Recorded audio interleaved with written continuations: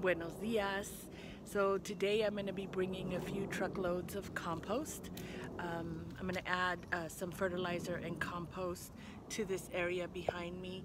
I don't know if you can see. A lot of it is just hard clay. Around the trees and all, it's pretty fertile, but the rest of the area needs to be pretty, it needs to become good soil, and have some good amendments. So I'm going to add fertilizer and lime and bone meal and compost as well. So it's supposed to be hot today, so I'm going to be doing some physical work and some sweating, so I want to keep myself hydrated. So I want to make a little video to talk about another kind of agüita fresca that you can drink, especially when you need to keep yourself hydrated, and you want to make sure that you're not just drinking water, but that you are absorbing vitamins and minerals throughout the day. My daughter's a birth worker and works a lot with the medicine of plants, and what I'm sharing with you today is some wisdom that she has shared with me. This is my African infused basil water. Look at these amazing colors that it has. And I cut off a branch that has both the leaves and the flowers. I let it sit in the water from 20 to 30 minutes, and immediately you can start tasting just the flavor that's infused throughout the water. For me, African blue basil tastes refreshing, it's floral, and it also has a sweetness to it without the sugar. It's very, very refreshing. And literally, like, this is one of the fastest ways to make agüita fresca with the herbs that you have sitting around your garden. Here's my African blue basil plant. It definitely attracts plenty of bees. African blue basil leaves provide vitamins A and C, antioxidants that boost the immune system, manganese to assist with protein digestion, vitamin K to promote faster wound healing, and like the greens are also a source of magnesium and calcium and iron, and of course it has so many other properties that contribute to antimicrobial and anti-inflammatory properties. And it's also such a beautiful, beautiful plant with this like amazing bluish purplish color. African basil is one of the few types of basil that is perennial, and also it's sterile, so it doesn't produce seed, and in order for it to propagate, like, you have to do it through cuttings. And one of the things that I've learned is that you want to only cut branches that have about 8 nodes. So like this branch I would cut, and it says to cut about, from what I've read, to cut about 1/4 inch from the 7th or 8th node.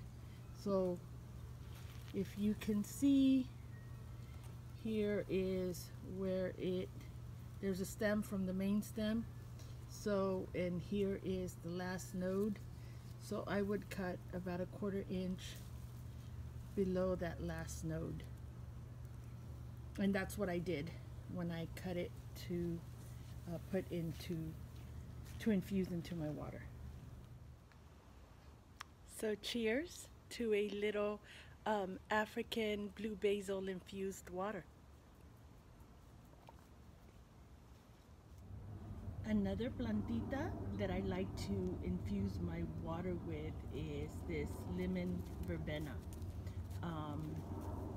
And this is like a medium, it grows to be like a medium-sized tree.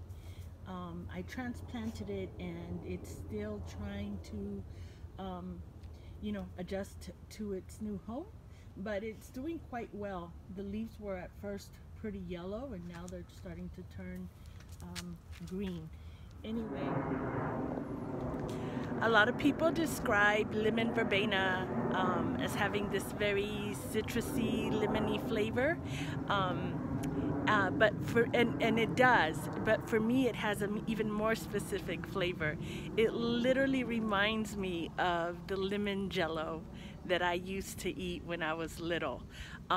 It really tastes like that, and it reminds me of the sweetness of it without the sugary aspect of it. So this lemon verbena is beginning to flower. It flowers multiple times throughout the summer.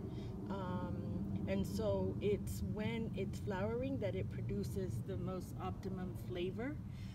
So it hasn't flowered a lot yet, but as you can see, here's the little beautiful white flowers that it's already producing.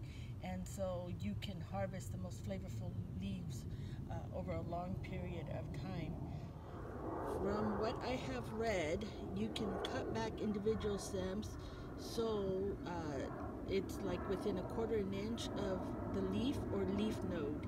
And it also, I've also read that you are not to remove more than 1/4 of the stem at each harvest.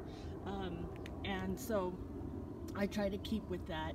As I do this, I can use this in tea, but again, today I'm talking about how to use it in, to infuse it in water. So I'm gonna cut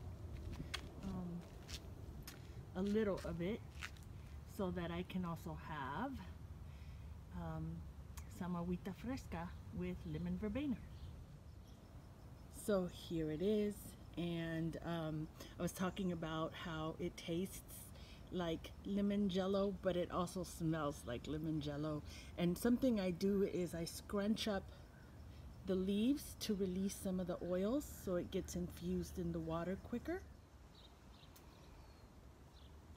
And again, you can put this in the refrigerator so it gets really cold and even more refreshing. You can also make a big pitcher of this. Sometimes when I have gatherings, I know people also want to have water, and so I like to, not only does it make the water look so pretty in the pitchers, but it also makes it be flavorful, and it's not just plain water, and it's nutritious because again, each plantita has its own minerals, its own vitamins that it provides, and so you're really hydrating yourself and bringing in good health into your body.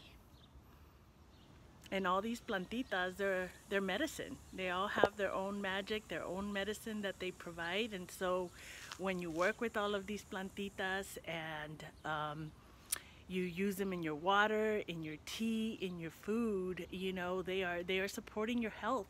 They are supporting your well-being. And these plantitas are wise. And not only do they support us physically, but they support us emotionally and spiritually. And once you start connecting to these plantitas and talking to them, there is a wisdom that they impart in you. And, you know, it's a very deep relationship with them.